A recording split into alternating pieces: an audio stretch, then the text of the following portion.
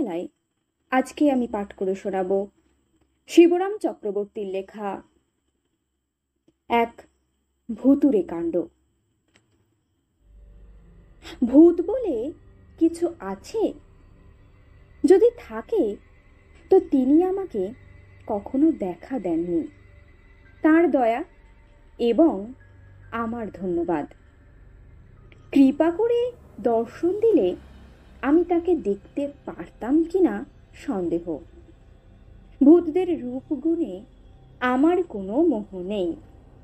তাছাড়া আমার হার্ট খুব উইক, আর শুনেছি যে ওরা ভারী উইকেট। তবে ভূত কিনা ঠিক জানি না, কিন্তু অদ্ভুত একটা কিছু একবার আমি দেখেছিলাম রাঁচিতে। না, পাগলাগারদে নয়, তার বাইরে সরকারি রাস্তায়। রাঁচির রাজপথ না হলেও সেটা বেশ দরাজ পথ। কি করে দেখলাম বলি। একটা পরশময়পদী সাইকেল হাতে পেয়ে হুদ্রুর দিকে পাড়ি জমিয়েছিলাম, কিন্তু মাইল সাতেক না যেতেই তার একটা টায়ার ফেঁসে গেল। যেখানে বাঘের ভয় সেইখানেই সন্ধে হয়, একটা কথা আছে না? আর যেখানে সন্ধে হয় সেইখানেই সাইকেলের টায়ার ফাঁসে। জনমানবহীন পথ, জায়গাটাও জঙ্গলি। আরো মাইল পাঁচেক যেতে পারলে গাঁয়ের মতো একটা পাওয়া যেত, কিন্তু সাইকেল ঘাড়ে করে নিয়ে যেতে হলেই হয়েছে। এমনকি সাইকেল ফেলে শুধু পায়ে হেঁটে যেতেও পারবো কিনা আমার সন্দেহ ছিল। হাঁটতে হবে আগে জানলে হাতে পেয়েও সাইকেলে আমি পা দিতাম না নিশ্চয়ই। তখনও সন্ধে হয়নি। এই হব হব। সামনে গেলে 5 মাইল, ফিরতে হলে 7। দুই দিকেই সমান পাল্লা। কোন দিকে হাঁটুন দেব হাঁ করে ভাবছি। শেষ পর্যন্ত কি হাঁটতেই হবে? এই একই প্রশ্ন প্রায় আধ ঘন্টা ধরে পুনঃ পুনঃ আমার মানসপটে উদিত হয়েছে, আর এর একমাত্র উত্তর আমি দিয়েছি, না বাবা, প্রাণ থাকতে নয়। অবশ্যই একরকম স্থানে আর এহেন অবস্থায় প্রাণ বেশিক্ষণ থাকবে কিনা সেটাও প্রশ্নের বিষয় ছিল। সন্ধে উতরে গিয়ে বাঁকা চাঁদের ফিকে আলো দেখা দিয়েছে। সেদিন পর্যন্ত এধারে বাঘের উপদ্রব শোনা গেছিল। কখন হালুম শুনব কে জানে। তবু চিরদিনই আমি আশাবাদী, সমস্যার সমাধান কিছু না কিছু একটা ঘটবেই, অচিরেই ঘটল বলে। 2-1 মিনিটের অপেক্ষা কেবল, এবং সেই অভাবনীয়ের সুযোগ নিয়ে সহজেই আমি উদ্ধার লাভ করব। এরকমটা ঘটেই থাকে, এতে বিস্ময়ের কিছু ছিল না। কত গল্পের বইয়ের এরূপ ঘটতে দেখা গেছে। আমার নিজেরই কত গল্পে এরকম দেখেছি, তার ইয়ত্তা নেই। আর স্বয়ং লেখক হয়ে আমি নিজে আজ বিপদের মুখে পড়েছি বলে সেই সব অঘটনগুলো ঘটবে না? কোনো গল্পের নায়ক কি কখনো বাঘের পেটে গেছে? তবে একজন গল্প লেখকই বা কোন দুঃখে যাবে শুনি? সেই অবশ্যম্ভাবী মুহূর্তের অপেক্ষায় আরো আধ ঘন্টা কাটালাম। অবশেষে একটা ঘটনার মতো দেখা দিল বটে। একখানা লরি, খুব জোরেও নয় আস্তেও নয়, আস্তে দেখা গেল সেই পথে রাঁচির দিকে যাচ্ছিল লরিটা। আমার টর্চ বাতিটা জ্বালিয়ে নিয়ে প্রাণপণে ঘোরাতে লাগলাম। শীতের রাত, ফিকে চাঁদের আলো, তার উপর কুয়াশার পর্দা পড়েছে। এই ঘোরালো আবহাওয়ার মধ্যে আমার আলোর ঘূর্ণিপাক লরির ড্রাইভার দেখতে পেলে হয়। লরিটা এসে পৌঁছলো, এলো একেবারে সামনাসামনি। মুহূর্তের জন্যই এলো, কিন্তু মুহূর্তের জন্যেও থামলো না। যেমন এলো তেমনই চলে গেল নিজের আবেগে। রাস্তার বাঁক ঘুরে অদৃশ্য হয়ে গেল মুহূর্তের মধ্যে। অনর্থক কেবল টর্চটাকে আর নিজেকে টর্চার করা। আলোর আন্দোলন করতে গিয়ে হাত ব্যথা হয়ে গেছিল।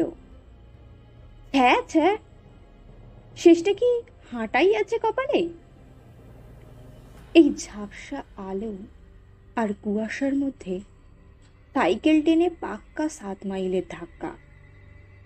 ভাবতেই আমার বুকটা দূর দূর করতে থাকে। তার চেয়ে বাঘের পেটের মধ্যে দিয়ে স্বর্গে যাওয়া ঢের শর্টকাট। না না, কোথাও যেতে হবে না, বাঘের পেটেও নয়। কিছু না কিছু একটা হতে বাধ্য, অনতিবিলম্বেই হচ্ছে। আর 1 মিনিটের অপেক্ষা কেবল। এর মধ্যে কুয়াশা আরো জমেছে, চাঁদের আলো ফিকে হয়ে এসেছে আরো। আমি নিজেকে প্রাণপণে প্রবোধ দিচ্ছি। এমন সময়ে দুটো হলদে রঙের চোখ কুয়াশা ভেদ করে আসতে দেখা গেল। বাঘ নাকি? না, বাঘ নয়। দুই চোখের অতখানি ফারাক থেকেই বোঝা যায় বাঘের দৃষ্টিভঙ্গি ওরকম উদার হতে পারে না। আবার আমি বাহুবলে টর্চ ঘোরাতে লাগালাম। ছোট্ট একটা বেবি অস্টিন, তারই কটাক্ষ। আস্তে আস্তে আসছিল গাড়িটা, এত আস্তে যে মানুষ পা চালালে বোধহয় এর চেয়ে জোর চলতে পারে। আস্তে আস্তে গাড়িটা আমার সামনে এসে পড়ল। আমি হাঁকলাম, এই! কিন্তু গাড়িটার থামবার কোনো লক্ষণ নেই। তেমনি মন্থর গতিতে গড়িয়ে চলতে লাগলো গাড়িটা। আমার পাশ কাটিয়ে যাবার দুর্লক্ষণ দেখে আমি মরিয়া হয়ে উঠলাম। না, আর দেরি করা চলে না, এক্ষুনি একটা কিছু করে ফেলা চাই, এসপার ওসপার যা হোক। গাড়ি মালিকের না হয় ভদ্রতা রক্ষা করার প্রয়োজন নেই, কিন্তু আমাকে তো আত্মরক্ষা করতে হবে। অগত্যা আগায়মান গাড়ির গায়ে গিয়ে পড়লাম। দরজার হ্যান্ডেল ঘুরিয়ে ঢুকে পড়লাম ভেতরে। চলন্ত গাড়িতে ওঠা সহজ নয়, নিরাপদও না, কিন্তু কি করব? 1 মিনিটও সময় নষ্ট করার ছিল না। কায়দা করে উঠতে হলো কোনো গতিকে। কে জানে, এই হয়তো সশরীরে রাঁচি ফেরার শেষ সুযোগ। সাইকেলটা রাস্তার ধারে ধরাশায়ী হয়ে থাকলো। ভাগ্যে কি করা যাবে? নিতান্তই যদি রাত্রে বাঘের পেটে না যাই। বাঘেরা কি সাইকেল খেতে ভালোবাসে? কাল সকালে উদ্ধার করা যাবে। সাইকেলের মালিককে আগামীকাল এক সময়ে জানালেই হবে। বেশি বলতে হবে না, খবর দেওয়া মাত্র তিনি নিজেই এসে নিয়ে যাবেন। ছোট্ট গাড়ির মধ্যে যতটা আরাম করে বসা যায় বসেছি। বসে ড্রাইভারকে লক্ষ্য করে বলতে গেছি, আমায় লালপুরার মোড়টায় নামিয়ে দেবেন, তাহলেই হবে। ডাক্তার যদু গোপালের বাড়ির। বলতে বলতে আমার গলার স্বর উবে গেল। বক্তব্যের বাকিটা উচ্চারিত হলো না। আমি হাঁ করে তাকিয়ে থাকলাম। আমার 2 চোখ ঠিকরে বেরিয়ে আসতে চাইল। আমার শার্টের কলারটা মনে হলো যেন আমার গলার চারধারে চেপে বসেছে। হাত তুলে যে গলার কাছটা আলগা করব সে ক্ষমতা নেই। আঙুলগুলো অবধি অবশ। সেই শীতের রাত্রেও সারা গায়ে আমার ঘাম দিয়েছে। যেখানটায় ড্রাইভার থাকবার কথা সেখানে কেউ নেই, একদম ফাঁকা। আমি তাকিয়ে দেখলাম, জিভ আমার টাকরায় আটকে ছিল। কয়েক মিনিট বাদে সেখান থেকে নামলে বাকশক্তি ফিরে পেলাম। ভূত, ভূত ছাড়া কিছু না।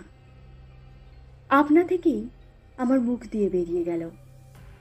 আমার কথায় ভূত যে কর্ণপাত করল তা মনে হলো না।